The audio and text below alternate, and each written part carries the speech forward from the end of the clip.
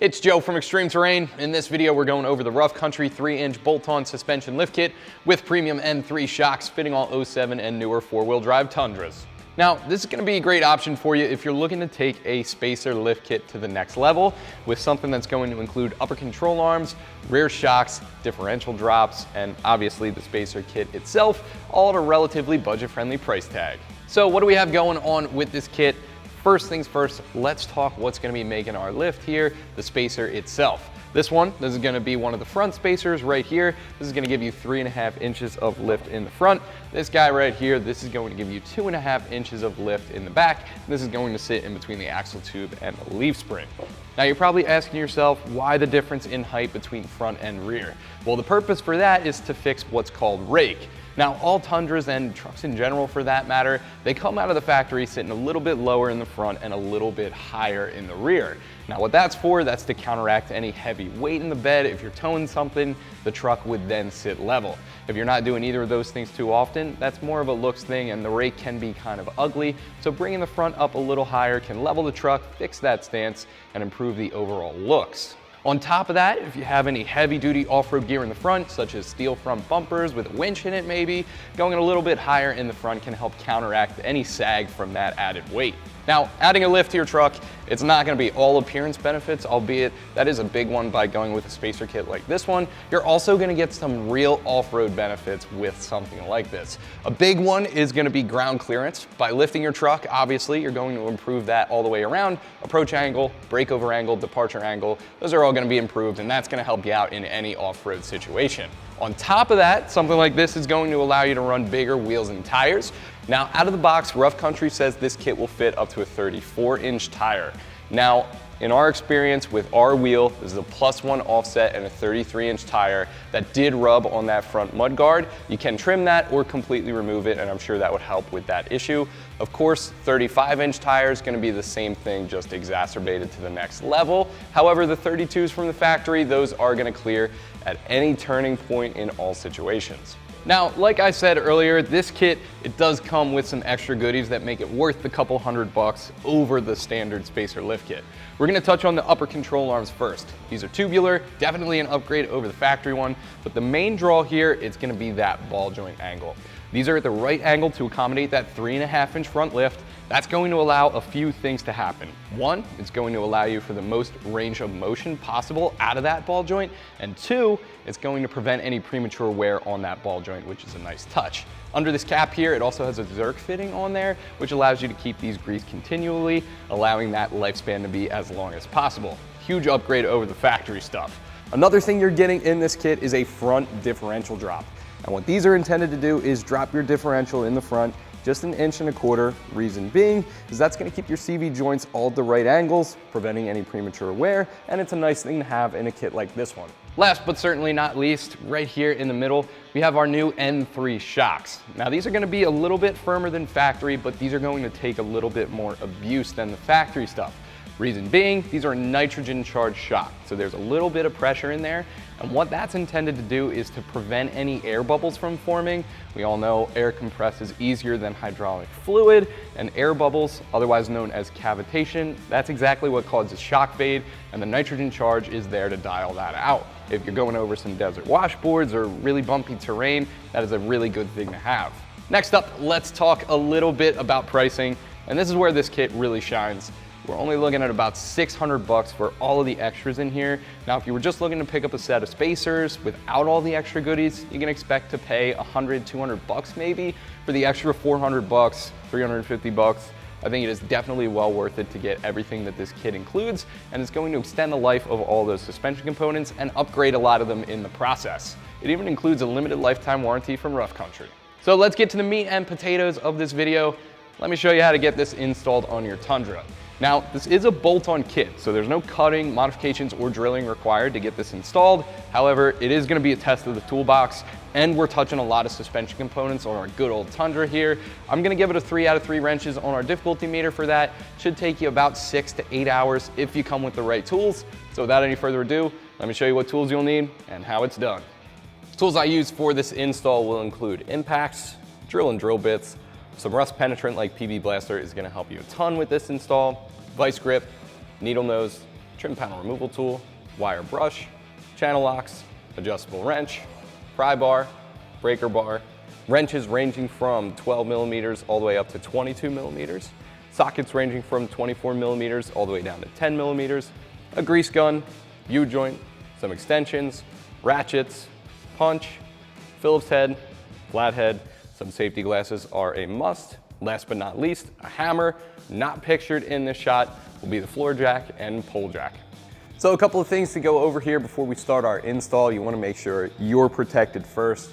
Safety goggles, gloves, definitely both really helpful. Then you want to get your truck in the air safely, get the wheels off, and we can get started on the suspension. First thing we're going to need, the needle nose pliers. We're going to work on that cotter pin on our tie rod. That's a tough one. It's pretty rusty. It's probably going to break on us, but we're going to get that out of the way first.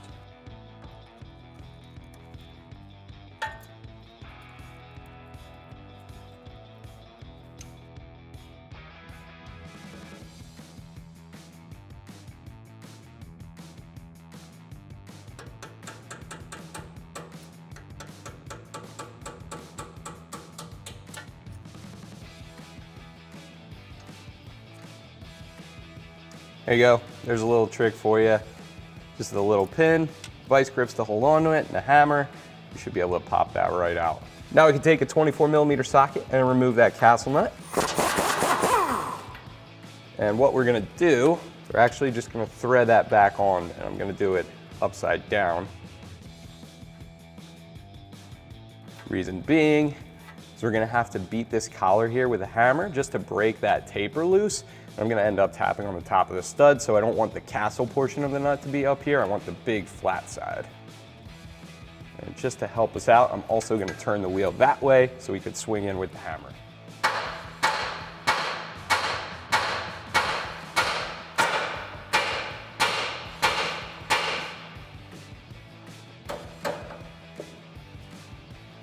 And you can see now that that's popped loose, we can go ahead and remove that nut.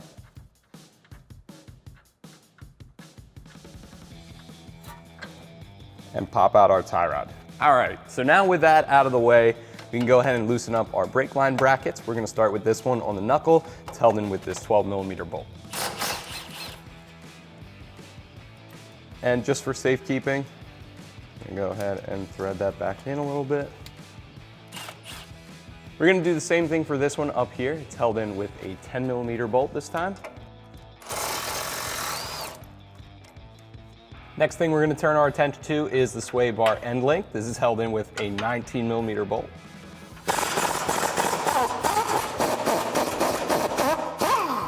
Now what you want to do is loosen up the sway bar on the other side as well, and that will allow you to sort of pry this up a little bit and get that end length out of there. Next thing we're going to do is our upper ball joint. Now this is held in with a cotter pin, so that's going to have to go first, obviously.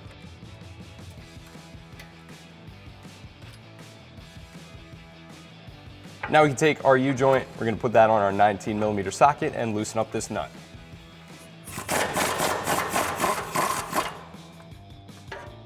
Now just like we did with the tie rod, we're gonna thread that back on just to protect those threads in there, because this ball joint's gonna have to go as well.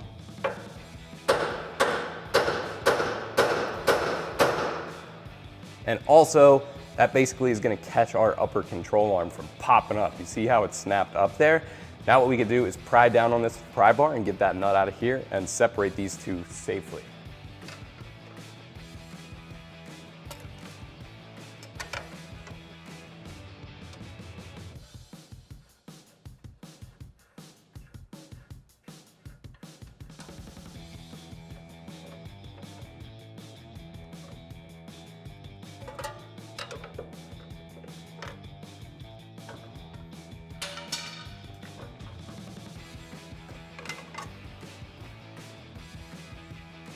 Up next, we have the 4 studs on the top of our strut assembly. They're each held on with a 14 millimeter nut. We're gonna use a combination of a good old ratcheting wrench here and the electric socket to get these out of the way.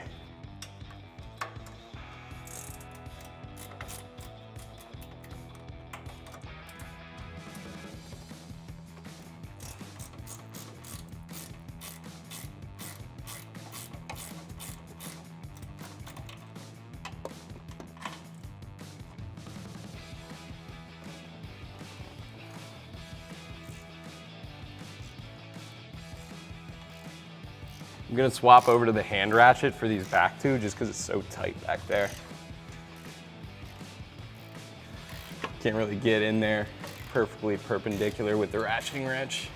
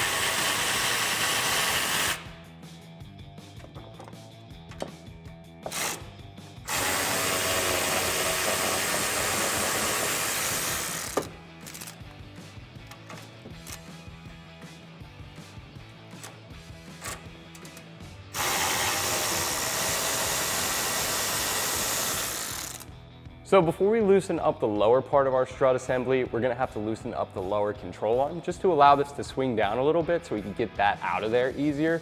Now, in order to do that, you have to loosen up this bolt with a 24mm socket. However, the skid plate's in the way, so this is gonna have to go next.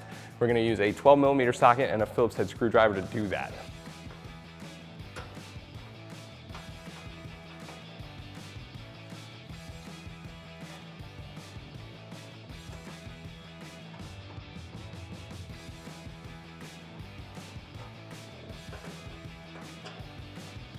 Now, at the end of the day, we are going to be doing a diff drop with this kit, so we're going to be removing this anyways.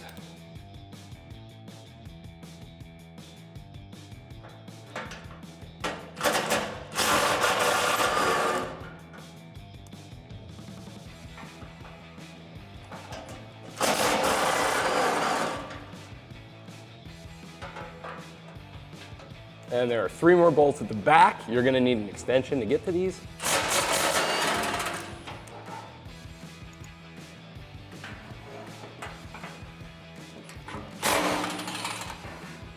And make sure you hold the skid plate up for this last one.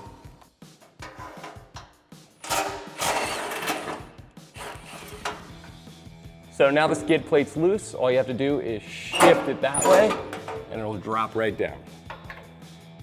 Now we have a clear shot at the lower control arm bolts. We're just gonna loosen them up.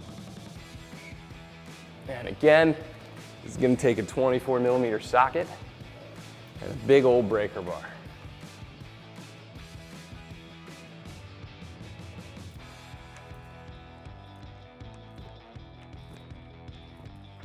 Now before you loosen either of these, make sure your lower control arm is supported. I went ahead and threw one under a little bit late, but make sure this lower control arm is supported, and we can loosen up this final bolt, and that's going to allow our control arm to swing down and out of the way as soon as we let off on the jack.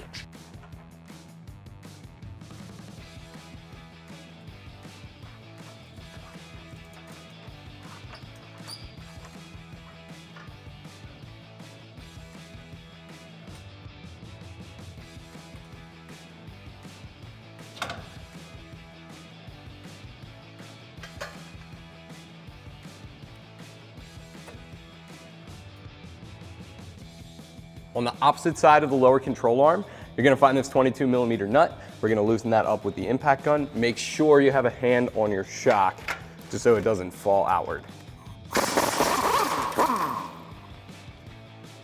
Back on the other side, we can go ahead and get that bolt out.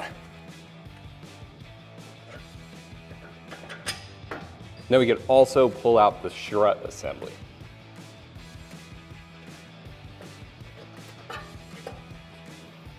So that's one portion uninstalled.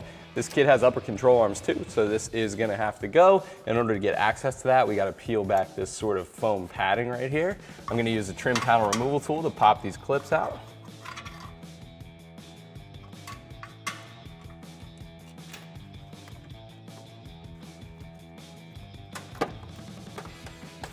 Just push that aside for now. And we're gonna do the same thing for a few of them on this side as well.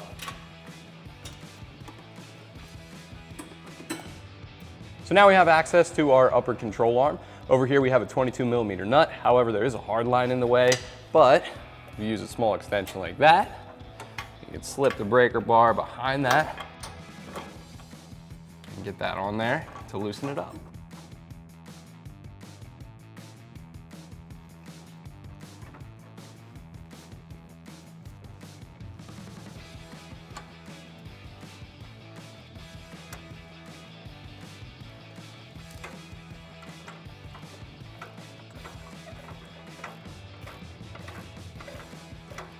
And I'm just using the adjustable on the other side to hold things still.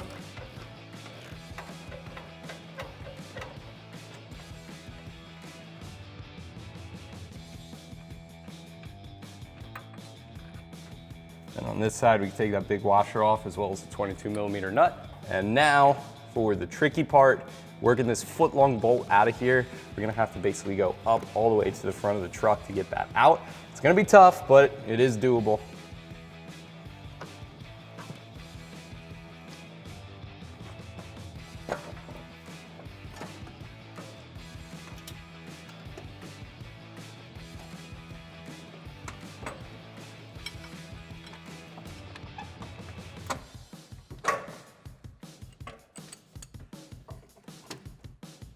Now the next thing we're gonna have to remove is right here. These are our bump stops, this one and this one right here. You can see I've hit these with a nice healthy dose of rust penetrant. Frankly, these are huge, 2¼ inches. If you have the wrench for it, go ahead. I'm ashamed to say that I do not. So what I'm gonna use are the channel locks. It's gonna take a while, but we need to remove both of these.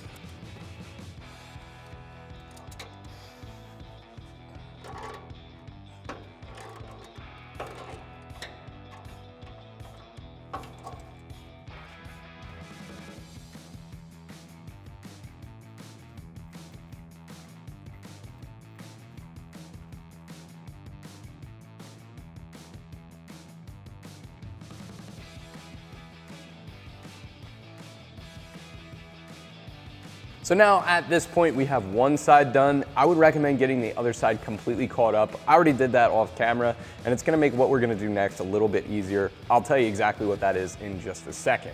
But now with all the stock stuff removed, this is a great opportunity for us to lay everything out, highlight some components that are gonna be changing our suspension and some direct replacements as well, and see what the improvements are and what is gonna be different. First things first, let's talk about our strut assembly.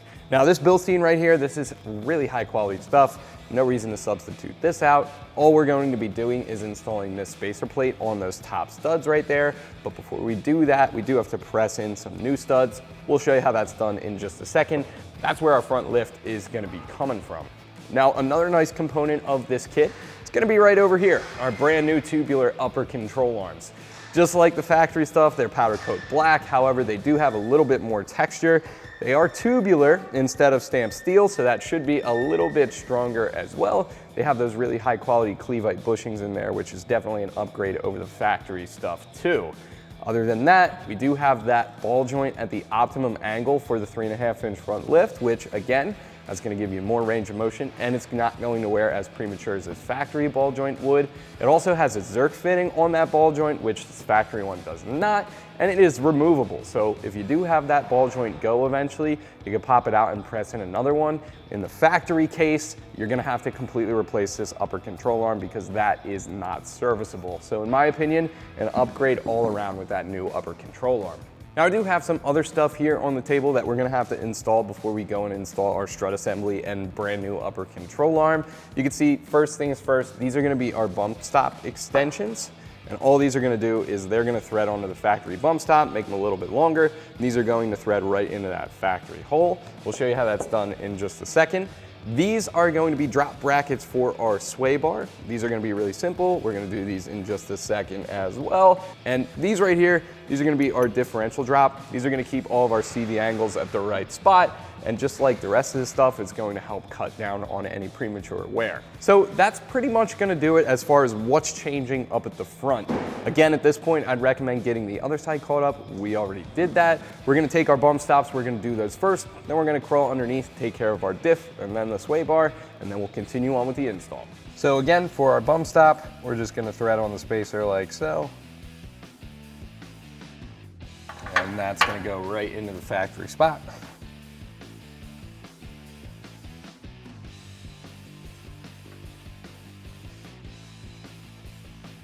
And just like how we loosened it, I'm gonna snug it up with the channel locks.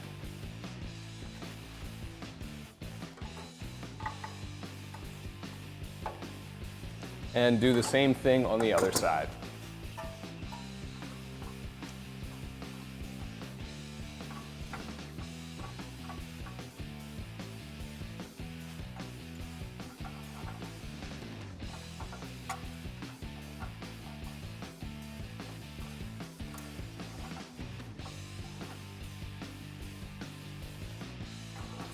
Next thing we're gonna work on is getting our differential unbolted from this cross member here. You can see I have this supported with 2 pull jacks just to make sure it's not going anywhere. It's held in with 2 19mm bolts. Both of those are gonna have to go.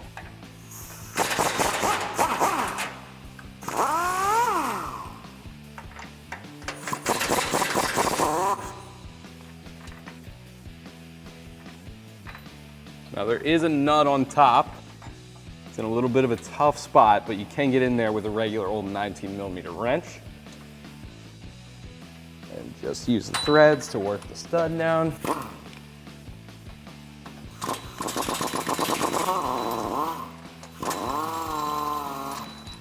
Now what you want to do is transfer over that big washer to our new bolt.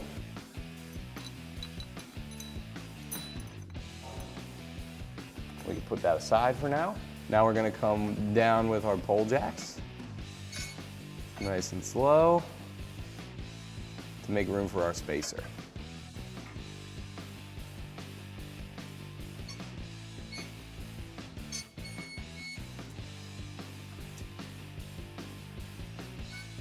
So once you bring your differential down enough to make room, you can put the spacers in, then you can come back up, line the bolt hose up, push the differential around with the pry bar if you need to, and if you really need to, you can loosen up some of the mounts back here.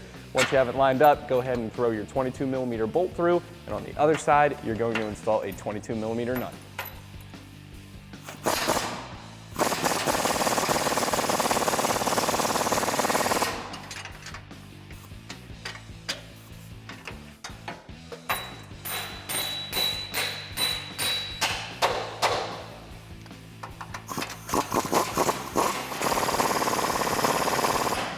Next thing we're going to install is our front sway bar drop brackets. We got to get this out of the way first. It's held in with 4 17mm bolts.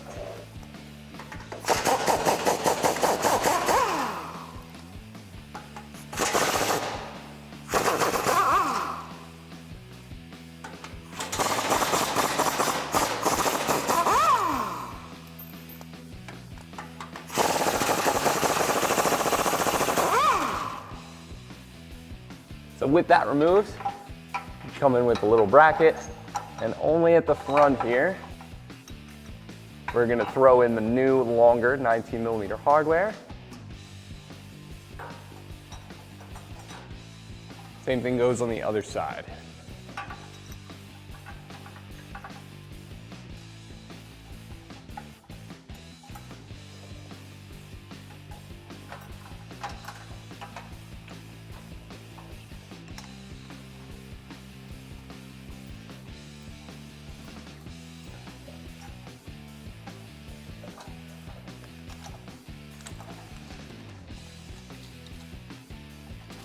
Now that we have everything started, we can go ahead and tighten down with a 19mm socket.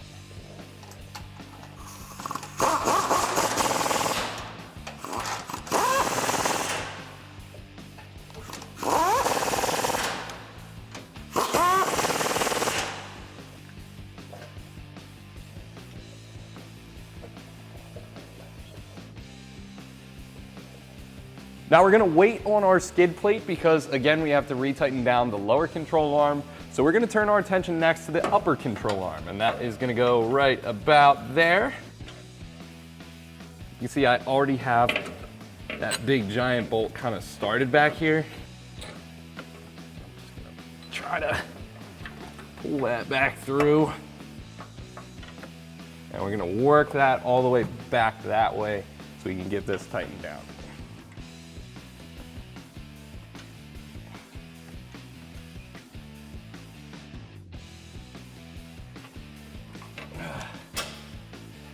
And then on the other side, we're gonna reinstall that washer and our factory 22 mil nut.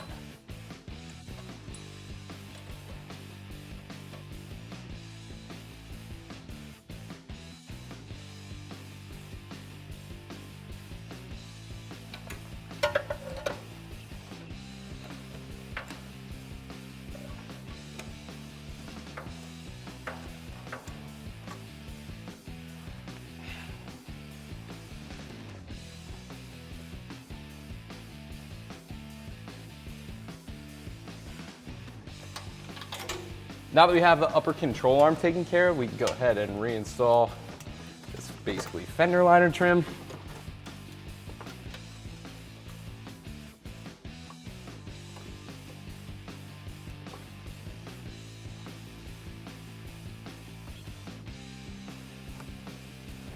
And this one over here too.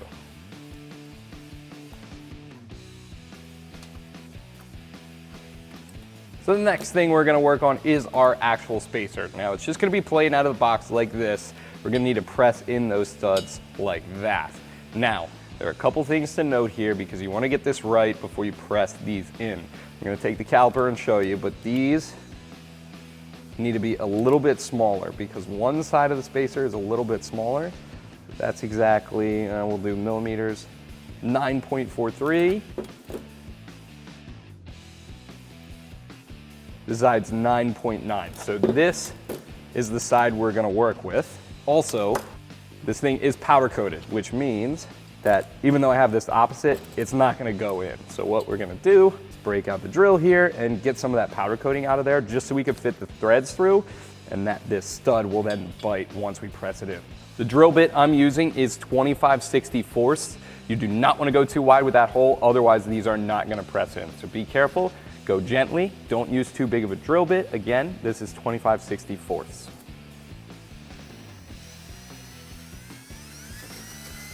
Just enough to take out the powder coat.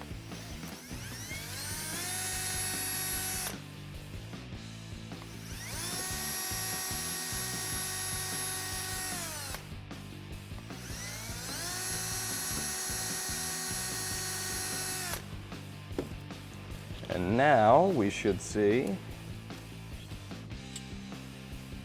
just enough for the threads to come through and enough for us to press it in. So here's how they want you to do this. They give you these two nuts in the bag with the studs. You're supposed to put the bigger one on first, and that is just supposed to be free on there. And this one is gonna mate up with the threads. And that bigger nut is only on there just so it could clear the splines from the press. And then you can take a 17mm socket and tighten that down.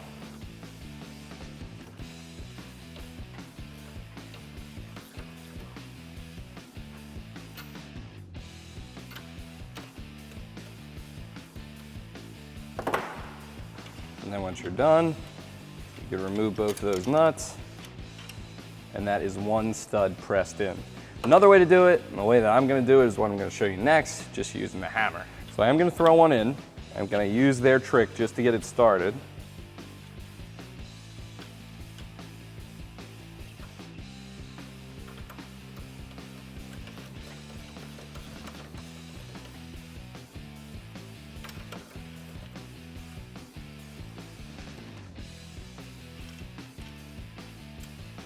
This just gets it nice and centered up. And those started. And then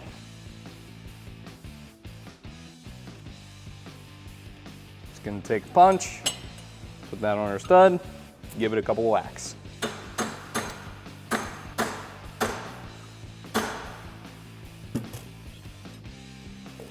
Maybe I'm wrong, whichever way you want to do it. Obviously, they both work.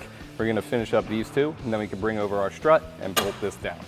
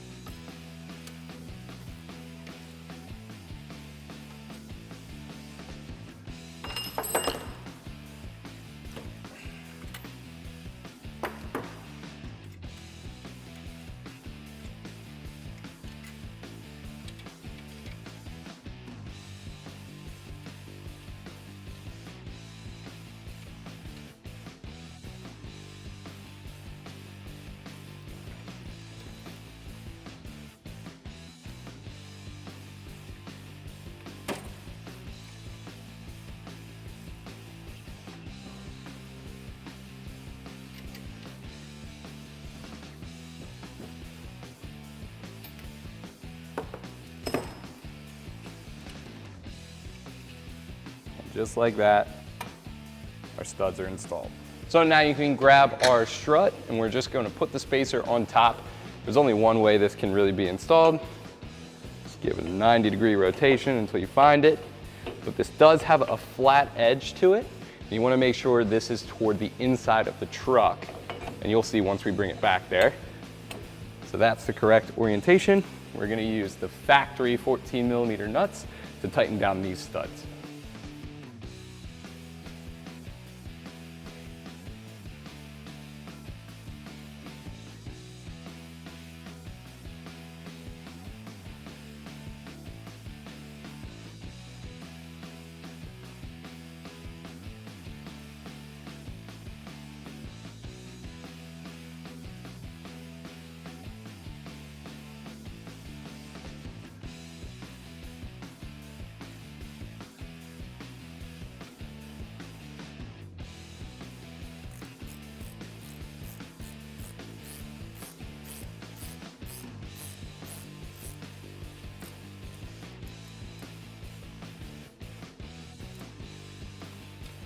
Sometimes you gotta go old school, and in that case, crescent wrench will do ya.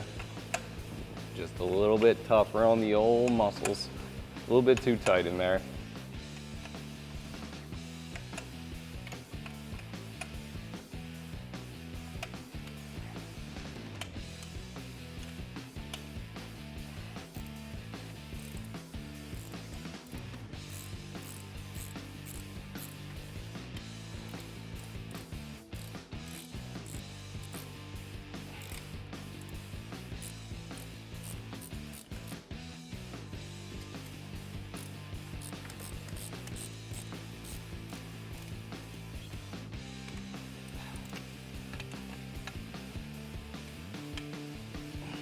Back over by the truck, grab the strut assembly. Again, you want that flat side toward the back. If you did this right, it should line up on the first go.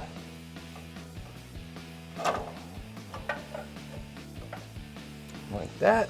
Then we're gonna grab our 15mm nuts. Just gonna put a few on there to hold this thing still. We're gonna keep these finger tight for now, reason being is we want a little bit of shift in this. That's gonna help us get the bottom seated. And then once they're both in, we'll tighten things down.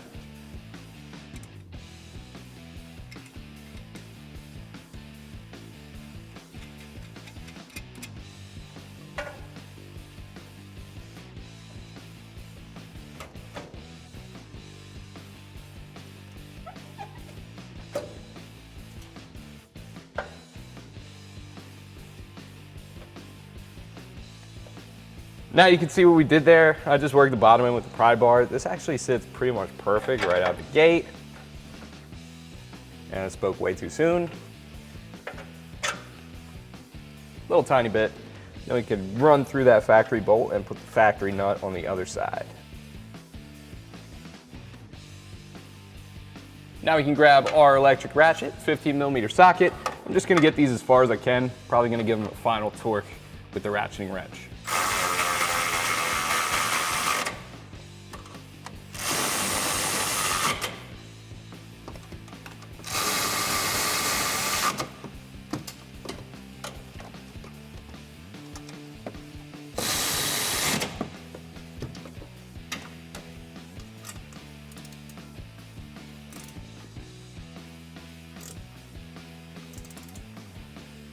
And these usually don't get too much, usually about 30 foot-pounds, 40 foot-pounds.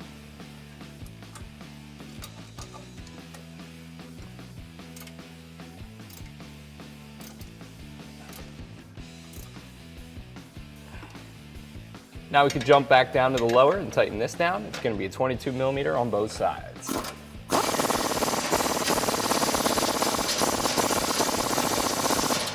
Next thing we're going to work on is our upper ball joint right here. You can see I brought the truck down. I have the rear tires touching the ground. That makes things just a little bit safer when you do this. I'm going to take the floor jack and press that lower control arm up as far as it'll go, just to give us a fighting chance.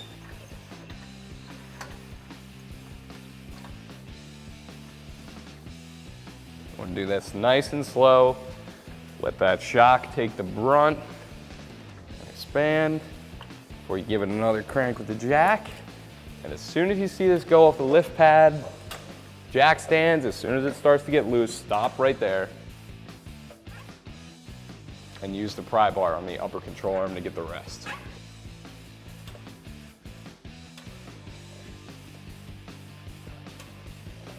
So now we're just going to take our pry bars and we're going to start to walk these down.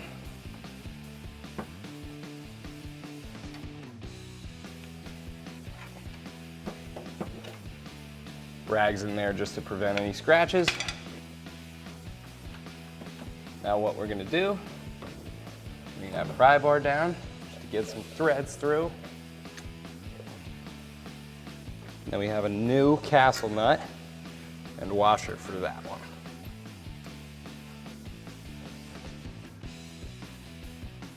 Then you can take the rag out, take the pry bar out, and we can tighten this down with a 22 millimeter socket.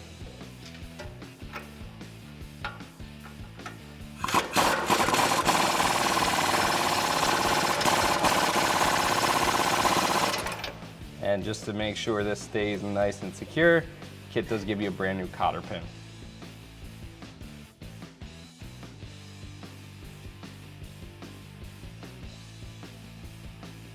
So we're not exactly done with this. The ball joint under this cap does need to be greased. And if you take a small flathead, you can pry that bad boy open. In there you'll find a Zerk fitting. We're going to use our grease gun to make sure that is nice and lubricated.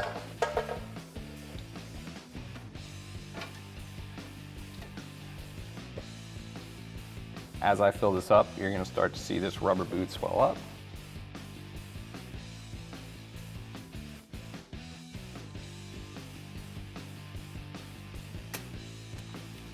Now I'm not seeing any grease come out at this point, but I am seeing this rubber deflect a lot, so it's definitely full.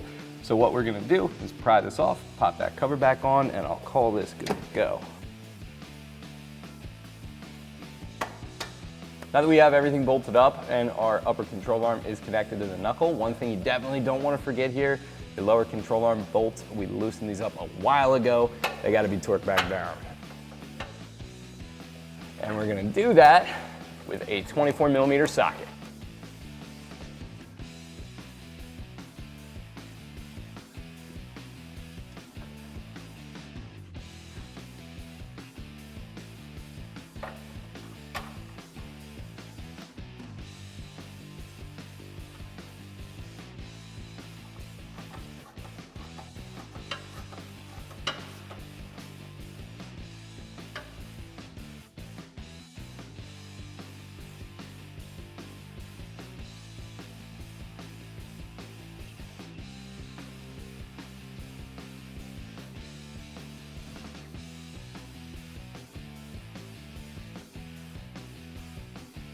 Now we can finish up with our basic suspension components. We're going to do the tie rod next.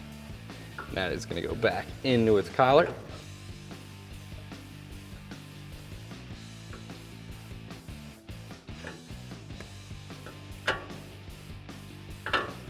Then it's going to get its original 24 millimeter castle nut.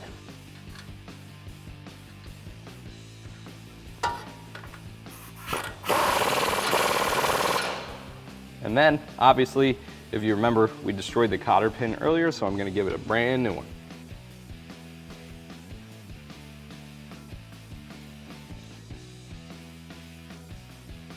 Next thing we're gonna take care of is our sway bar. You might need to loosen that up at the mounting brackets just to get that in place.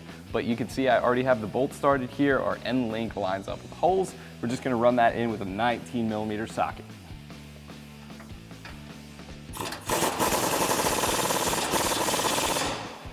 Now before you go anywhere, do the same thing over on the other side. And if you loosened up those mounting brackets back there, tighten those down too. Next thing we're gonna do is just reattach our brake line brackets. You do get a brand new nut for this one. It's 7/16 inches. Just gonna thread on there just like so and tighten down.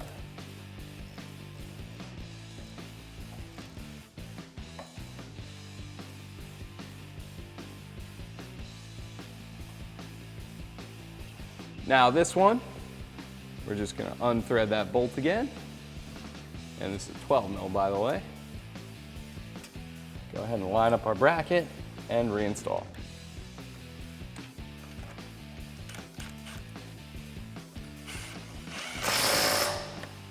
Now to wrap up the front, we gotta reinstall our skid plate. Now, since our differential is lower, this is gonna have to be lower at the rear as well. They have a clever solution to that with these spacer washers right here. All we're gonna do, take the new hardware that comes in the kit, throw on that spacer washer, and on top of it, we're gonna install this lock washer. That's gonna hold our hardware in place while we line up the skid plate. And we're gonna do that for all 3 rear positions.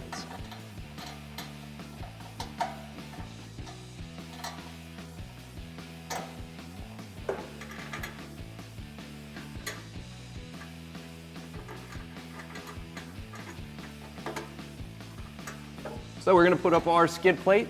We want that over top of those plastic teeth there. And you wanna slide it to the right a little bit just to get those old hooks seated.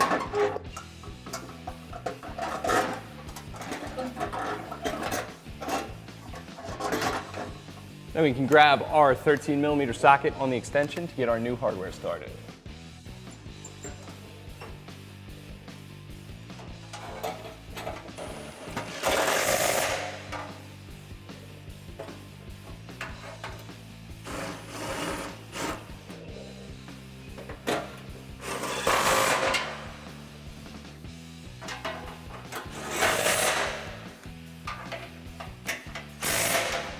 Up at the front, we're gonna use the same factory 12mm.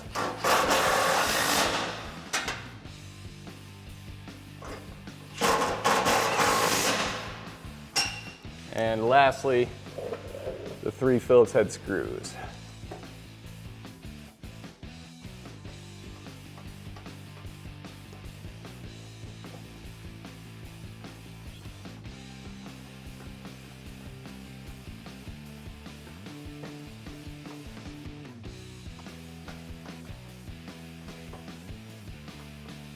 So that's the front taken care of. A lot of steps up there, but really not too bad.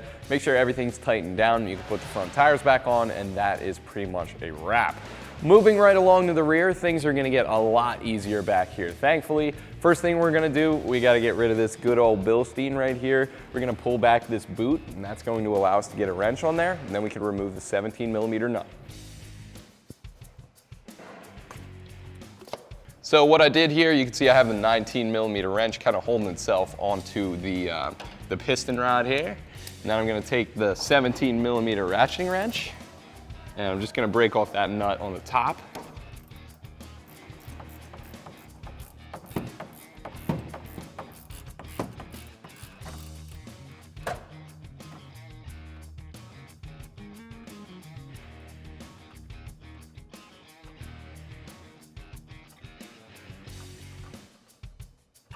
So just a word to the wise here, these threads, as you can see, they're a little bit worse for wear. That dirt gets caught when you're unscrewing the nut. Hit this with a wire brush, rust penetrant, we use PB Blaster. That's gonna cut down on your hassles because that can be tough to get off. While we're up here, go ahead and get rid of that bushing as well. Next thing we're gonna take care of is our bottom shock mount. This is gonna be a 17mm on both sides.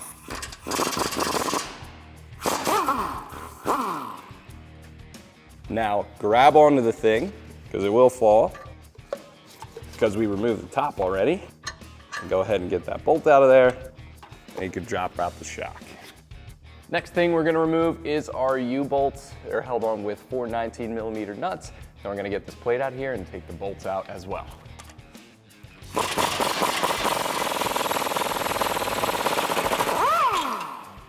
Now, before we actually get too far here, one thing I do want to make a quick note of, as you guys can probably see in the corner of the frame here, you want to make sure your axle tube is supported because that is basically the only thing holding this up at this point. We have pole jacks on either side.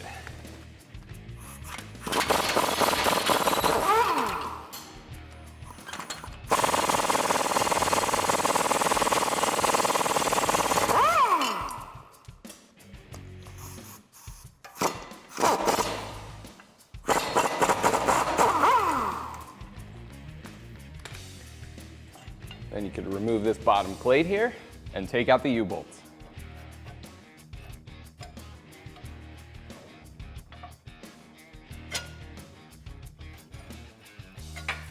So with the U-bolts removed, we have our axle tube resting on our pole jacks here. I went ahead and threw another one under our pinion just to make sure all the angles line up just like factory.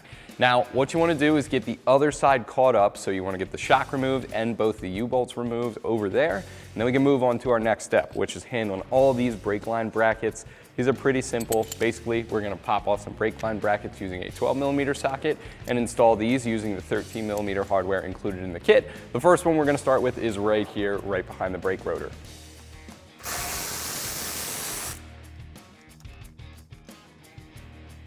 We could reuse that factory 12 to start our relocation bracket.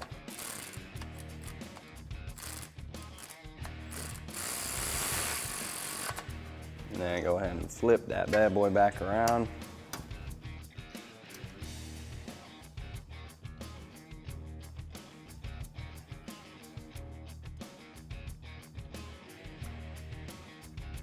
You can see it's kind of a stretch up actually, but it's going to be better off once this is under some weight. Now we're just going to tighten it down. Going to hit the bottom with that 12 again. Then we could swap over to the 13 on top. And repeat that on the other side.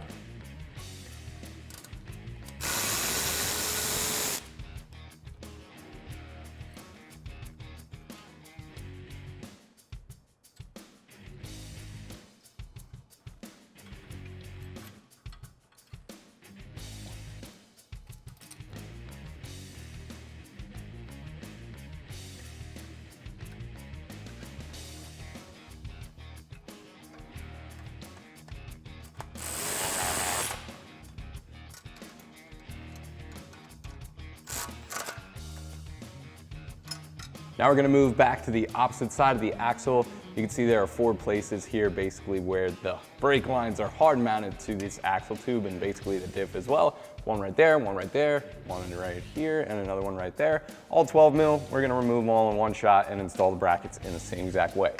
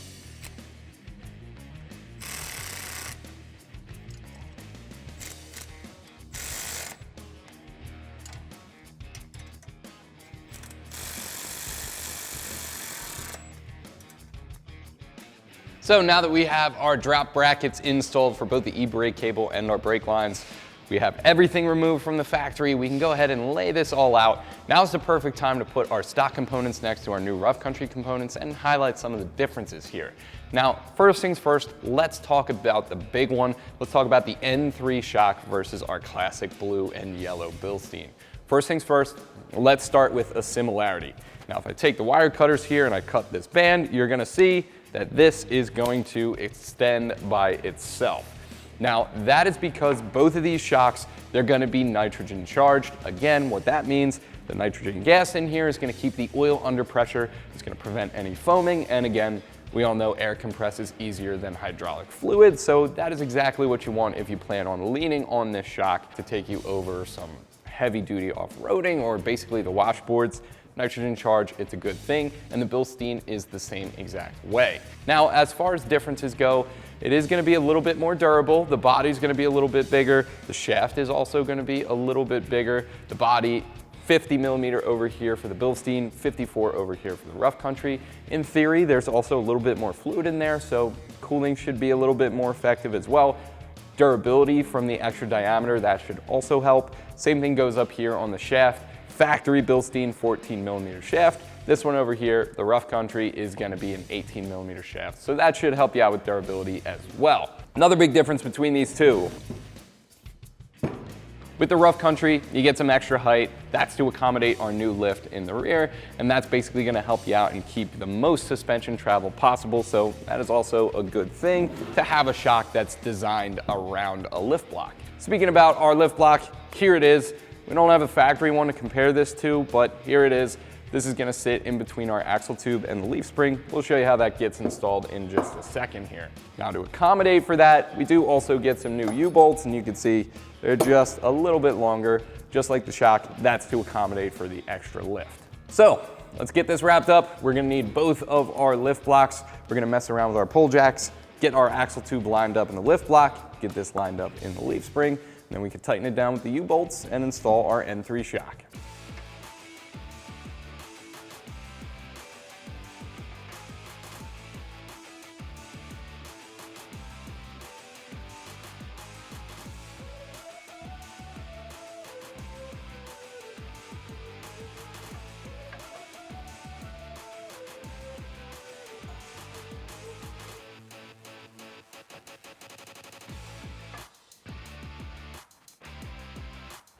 Now, as you're putting these in, it is gonna be very slightly tapered.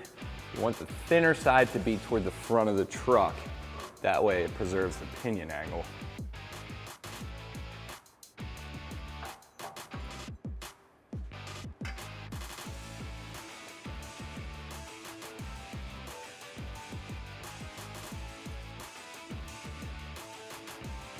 Once you have everything lined up, you can go ahead and slide around your new U-bolts.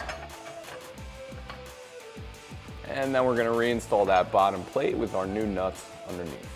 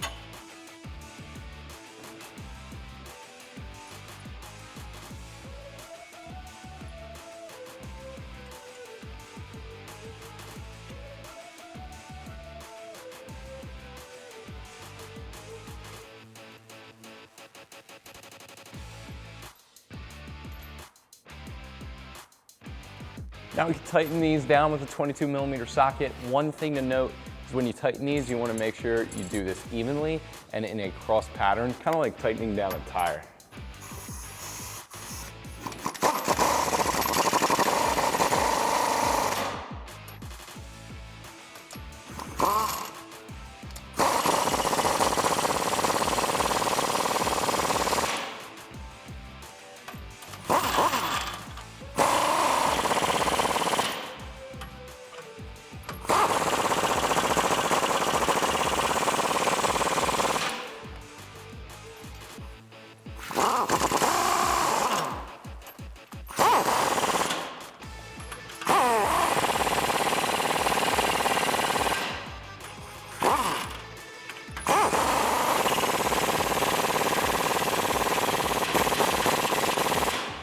Next thing we're gonna do is install our N3 shock. It's gonna go up through there like that. And you can see we have one washer and a bushing on the bottom. And then we have this washer with a lip up top, and then this bushing with a lip up top, and then the last washer at the very top like that. Now we're gonna need to compress this a little bit to get the nut started on the threads.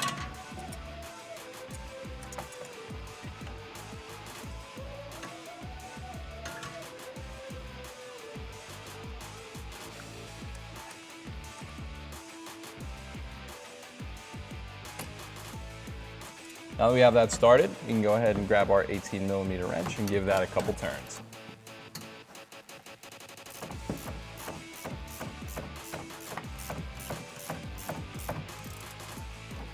Now for the bottom, you can see we're a little bit off, so what we're gonna have to do is push up on the shock. We're gonna get the bolt started from this side, just like it was when we removed it.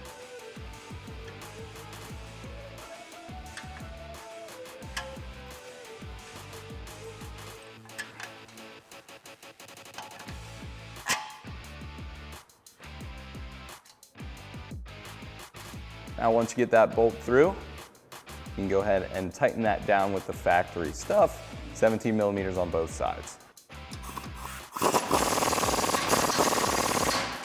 To wrap things up, we're gonna repeat that process with the shock over on the other side.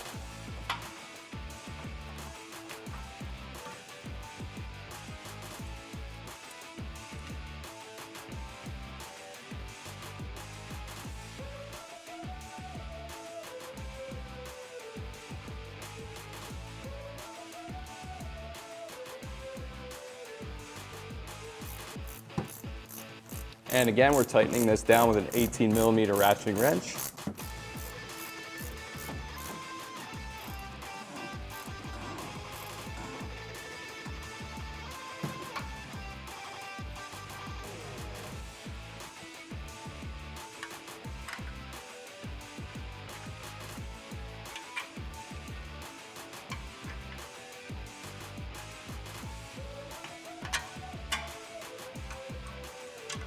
And push up, get the bottom in, and then we're gonna go ahead and again, secure this with the factory stuff, 17mm on both sides.